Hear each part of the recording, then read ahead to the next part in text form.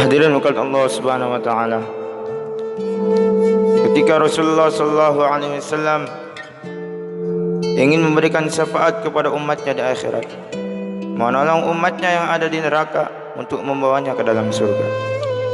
Maka ketika Rasulullah sallallahu alaihi wasallam menolong suatu kaum, menolong suatu golongan, maka Rasulullah SAW tidak bisa menolong kaum tersebut, tidak bisa menolong satu golongan tersebut.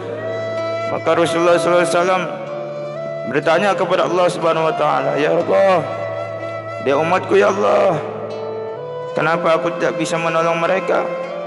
Maka Allah Subhanahu Wa Taala berfirman, mereka durhaka kepada orang tua mereka. Kalau engkau ingin menolong mereka, engkau harus meminta maaf kepada orang tua mereka untuk mereka. Maka Rasulullah SAW dengan kasih sayangnya, beliau mencari orang tuanya di dalam surga, memintakan maaf untuk anaknya. Ketika beliau masuk ke dalam surga mencari orang tuanya pun memaafkan anak tersebut. Barulah Rasulullah SAW bisa menyelamatkan anak tersebut. Hadirin sekalian yang dimuliakan Allah Subhanahu wa taala, inilah bahaya durhaka kepada orang tua kita. Dalam kisah lain juga dikisahkan, ketika seseorang ditimbang amalannya baik semua, ketika dia ingin masuk surga, maka di stop oleh malaikat. Wahai Tuhan, ada satu amalanmu yang belum ditimbang, ada satu amalanmu yang belum diperhitungkan. Maka dia pun bertanya kepada malaikat, wahai malaikat, amal bagus atau amal jelek, amal saleh atau amal buruk?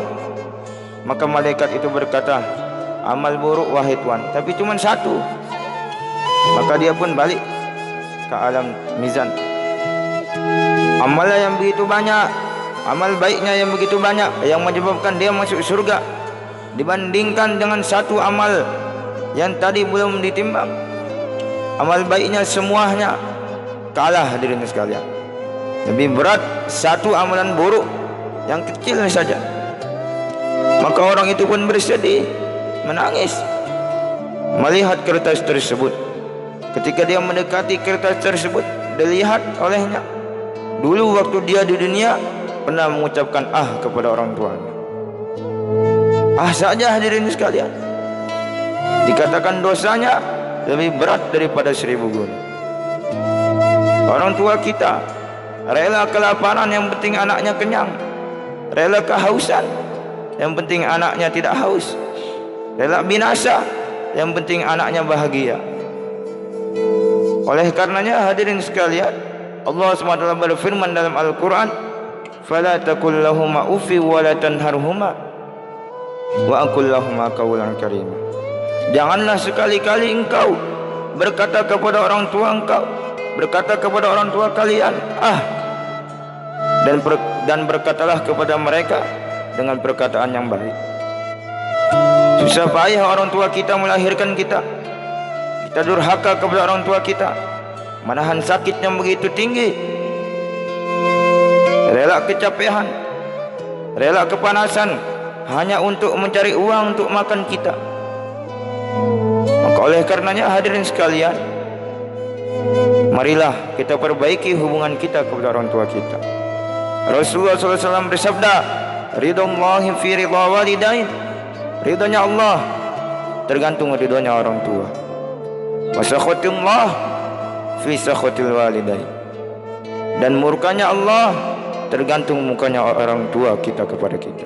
Kalau orang tua kita ridho kepada kita, Allah pun ridho kepada kita. Apabila orang tua kita tidak ridho, Allah pun tidak ridho kepada kita, Allah pun murka kepada kita. Oleh karenanya, marilah kita meminta maaf kepada kedua orang tua kita. Berapa salah kita kepada orang tua kita? Kalau kita mau balas kebaikan kedua orang tua kita, apapun kita kasih kepada mereka tidak akan bisa mencukupi, hadirin sekalian.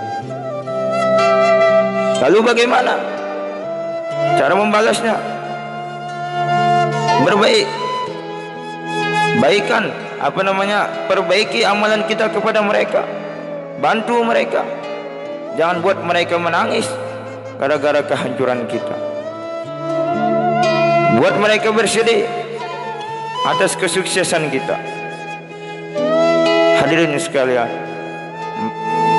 marilah kita sama-sama meminta maaf kepada mereka atas dosa-dosa